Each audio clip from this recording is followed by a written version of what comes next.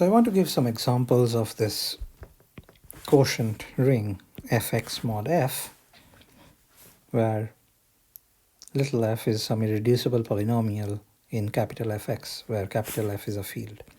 Yeah, these are the quotient rings that we have been studying. Remember, capital Fx is a PID, where f is whenever f is a field.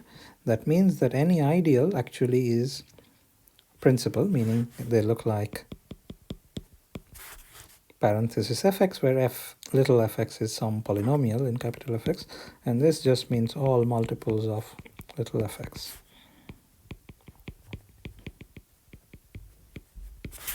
Okay. And we had this theorem said that whenever this polynomial little f is irreducible, then this quotient ring fx mod f is actually a field. And we said that this gives us some rather interesting examples of new fields. And study of these kind of field extensions is one major topic in field theory. So we want to give a little taste of that. And we had this lemma which gave rather concrete description of elements of this quotient ring.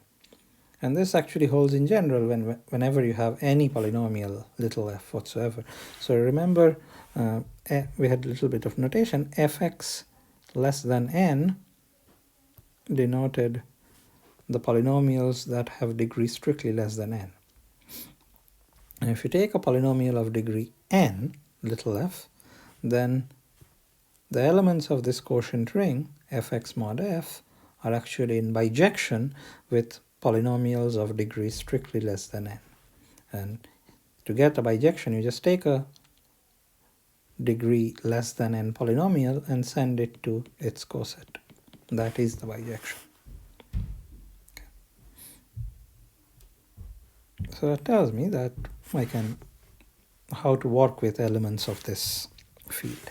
So let me give my first example. Actually, we have seen one, complex numbers, which is isomorphic to Rx mod. So that was our example 1, maybe.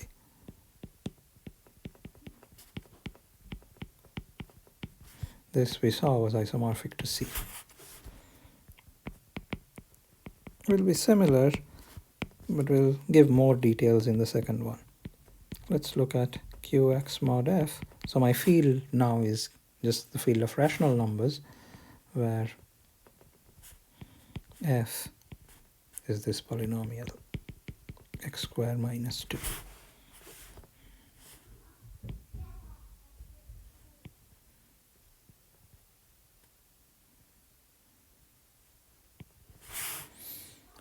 Let's call this guy k. Now you can check in any number of ways that x squared minus 2 is a reducible polynomial in Qx, where if I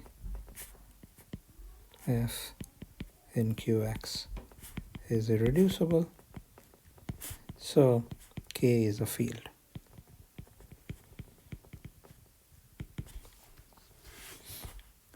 This lemma up on the right says that the elements of this field look like this.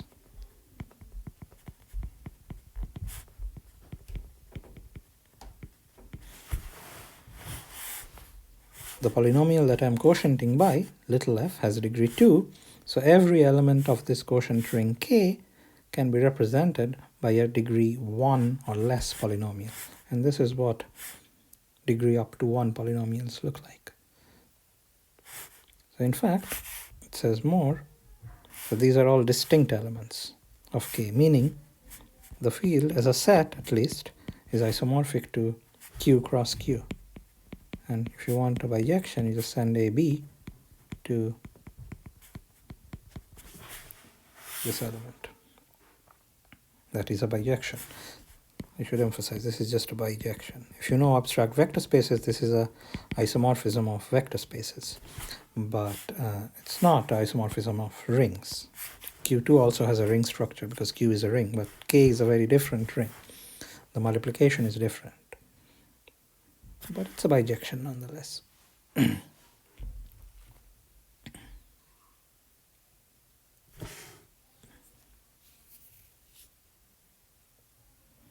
Now let's understand the addition and multiplication in this field K. So first of all, what you want to do is you want to identify rational numbers inside K. And you do that using this map itself, the map that you just wrote down. You see, elements of K are in bijection with degree 0 or degree 1 polynomials. But degree 0 polynomials are just the rational numbers in particular. So those sit inside K. Q can be, let's put it this way. Let's identify, we identify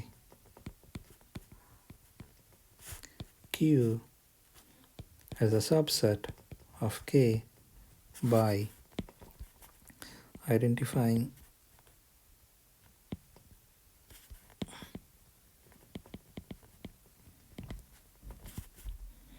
a rational number with the corresponding coset.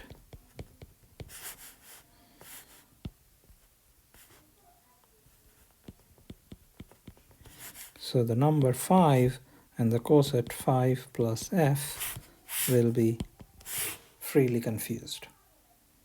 Okay. And this is not a problem because different rational numbers correspond to different cosets. As long as you have degree less than 2 polynomials, the different things here correspond to different things here. That's the meat of this lemma up here. Okay. So we are going to use this identification and pretend that Q is a subset of K. This takes a little bit of getting used to, but there is no problem if you think about it a little bit. Okay. And we also want to name the coset of x. This guy, the coset of x, I want to name something alpha. In other words, we have, remember this map from Qx to Qx mod called the quotient homomorphism. And so this is the quotient map. And we're calling the image of x alpha. Okay. If you do that, then you realize that because this is a homomorphism, a plus bx goes to a plus b alpha. So then this element a plus bx plus f is nothing but a plus b alpha. This a is the rational number a now identified inside K via this identification. Which means that now I have a more concrete description of K. K is just simply a plus all expressions like this, a plus b alpha, where a and b are two rational numbers. So elements of K look like a rational number plus a rational number times alpha. And how does the addition and multiplication work? To see that, you have to just figure out what is alpha square. You see, alpha square is x plus f times x plus f. Plus a plus I times b plus I is ab times I. So it's x squared plus f. But this, I claim, is same as 2 plus f, since x squared minus 2 is f, so it's in the ideal f. Remember, the difference of two things is in the ideal if and only if they are congruent mod the ideal, if and only if their cosets are the same. And then finally 2 plus f is what we are calling 2 now. We are identifying Q inside K by identifying a number with its coset. So the upshot is that alpha square is 2 in K, after you have identified Q inside K. So that tells you, so the addition in K goes like this. It's just the usual thing, a plus c plus b plus d alpha. A, b, c, d are rational numbers, and the multiplication goes like this. Oops.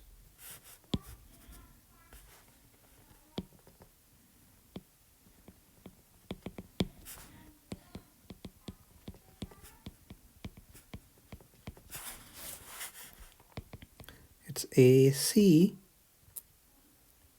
and then B times D times alpha squared, which is 2BD. That's a rational number, plus AD plus BC times alpha. And you see it again looks like a rational number plus a rational number times alpha. And then you realize what is going on really. So alpha is a square root of 2 in K. But it's not really our real, so we never used real numbers. So we just started from rational numbers and we constructed this field, and in this field there is a square root of 2. In fact, plus minus alpha are square roots of 2. 2 square roots of 2.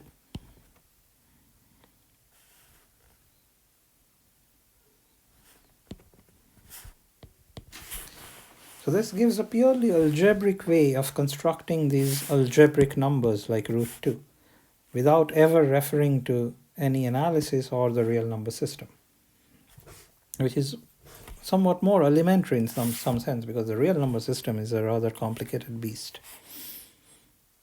And we say, and K is obtained from Q by adding the square root of 2.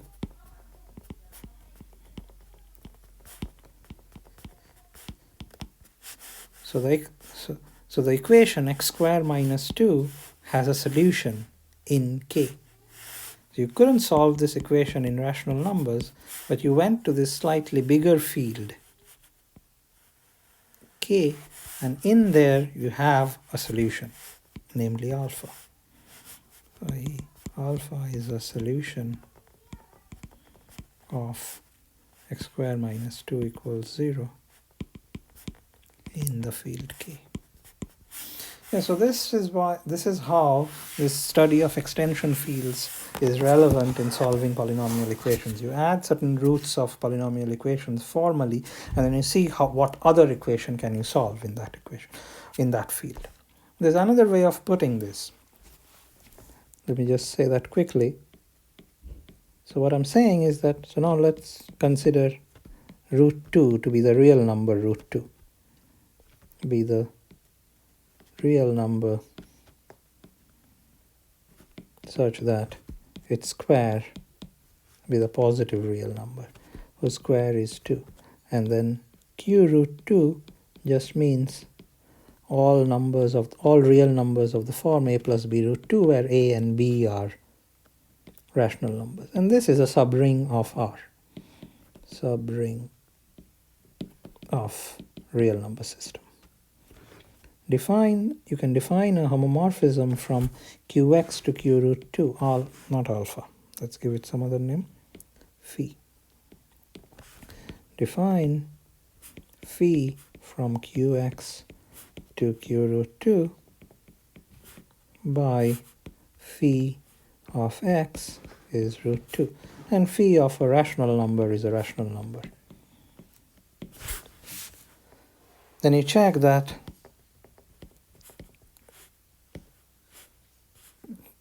defines this prescription, let's say extends to a unique surjective ring homomorphism whose kernel